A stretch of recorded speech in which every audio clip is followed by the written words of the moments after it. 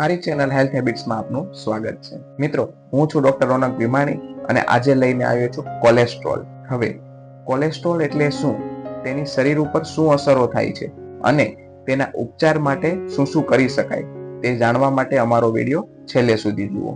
Cholesterol એ એક ચરબીયુક્ત પદાર્થ છે જે આપણા શરીરમાં લીવર દ્વારા ઉત્પાદિત થાય છે અને ખોરાકના માધ્યમથી પણ મળતો રહે છે.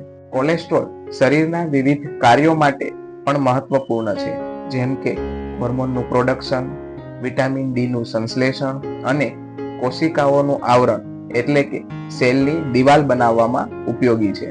મિત્રો, કોલેસ્ટ્રોલ બે પ્રકારના હોય છે, જેમાં પહેલું છે HDL અને બીજું છે LDL. જેમાં પહેલું જોઈએ HDL એટલે કે હાઈ ડેન્સિટી લિપોપ્રોટીન, જેને આપણે સારું કોલેસ્ટ્રોલ કહીએ છીએ, જે શરીરના વિવિધ ભાગોમાંથી કોલેસ્ટ્રોલને લઈને લીવર સુધી લાવે છે. બીજું છે LDL લો ડેન્સિટી લિપોપ્રોટીન, જેને આપણે ખરાબ કોલેસ્ટ્રોલ કહીએ છીએ, જે રક્તની નળીઓ એટલે કે ધમનીઓમાં ગંઠાઈ જાય છે અને તેની દિવાલોમાં અવરોધ ઉભો કરે છે, જેના કારણે હૃદય રોગનો ખતરો વધતો જાય છે. હવે મિત્રો, કોલેસ્ટ્રોલનું સ્તર જરૂરિયાત કરતા વધી જાય તો તેની શરીર ઉપર શું અસર થાય છે તે જોઈએ. વધુ LDL અને ઓછું HDL હોવાના કારણે લોહીની નળીઓમાં ચરબી જમા થાય છે, જેનું પરિણામ હૃદયના રોગો, હાર્ટ એટેક અથવા તો સ્ટ્રોક હોઈ શકે છે. ધમનીઓમાં અવરોધ ઊભો થવાના કારણે રક્તદાબ વધી જાય છે, જેને આપણે હાઇપરટેન્શન અથવા તો BP કહીએ છીએ.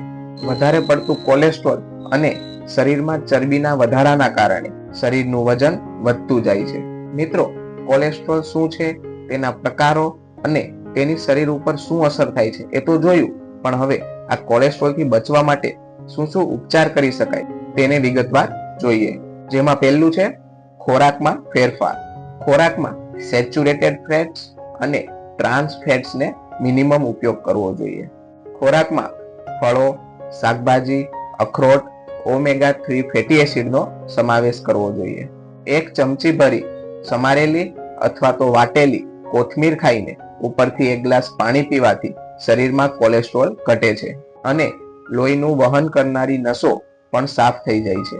કોથમીરને દરેક સલાડ, શાક, દાળ કે ફરસાણ સાથે ભેળવીને ખાઈ શકાય છે. કોલેસ્ટ્રોલનું પ્રમાણ ઓછું કરવા તેલ, ઘી અને માખણ બંધ કરવા જોઈએ. રોટલી ન ખાતા રોટલા ખાવા જોઈએ અને શાક બાફેલા ખાવા જોઈએ. લોહીમાં કોલેસ્ટ્રોલનું પ્રમાણ ઓછું કરવા માટે ખાટા પદાર્થો જેવા કે દહીં, છાશ, આમલી, કાચી કેરી, લીંબુ, આમળા, ખાટી દ્રાક્ષ અને ફાલસાનું સેવન લાભદાયી છે. દરરોજ સવાર સાંજ 1 મુઠ્ઠી શેકેલા ચણા છોતરા સાથે ખાવાથી હૃદય રોગનું પ્રમાણ ઘટી જાય છે અને શરીરમાં કોલેસ્ટ્રોલનું લેવલ ઘટાડે છે. બીજું છે વ્યાયામ. નિયમિત વ્યાયામ એટલે કે દોડવું, સાયકલિંગ કરવી અથવા તો ડાન્સ કરવો, જે કોલેસ્ટ્રોલના પ્રમાણને કંટ્રોલમાં લાવે છે. ત્રીજું છે ધૂમ્રપાન અને મદિરાપાનથી દૂર રહેવું. આ વસ્તુઓ વધતા કોલેસ્ટ્રોલને પ્રેરણા આપી શકે છે. ચોથું છે દવાઓ. જો લાઇફસ્ટાઇલ ચેન્જ કરવાથી કોલેસ્ટ્રોલ કંટ્રોલમાં ન આવતો હોય તો તેના માટે તાત્કાલિક તુરંત જ ડોક્ટરની સલાહ લેવી અનિવાર્ય છે. મિત્રો, કોલેસ્ટ્રોલનું સંતુલિત સ્તર એ મહત્વપૂર્ણ છે અને સારા જીવનશૈલીના આધાર પર આપણી લાઇફસ્ટાઇલ અને ખોરાકમાં સુધારો કરી શકાય છે. જો મિત્રો, અમારો આ વિડીયો તમને પસંદ આવ્યો હોય તો વધુમાં વધુ લોકોને શેર કરો કે જેથી લોકો હૃદયના રોગથી બચી શકે. તેમજ લાઈક અને ચેનલને સબસ્ક્રાઇબ કરો.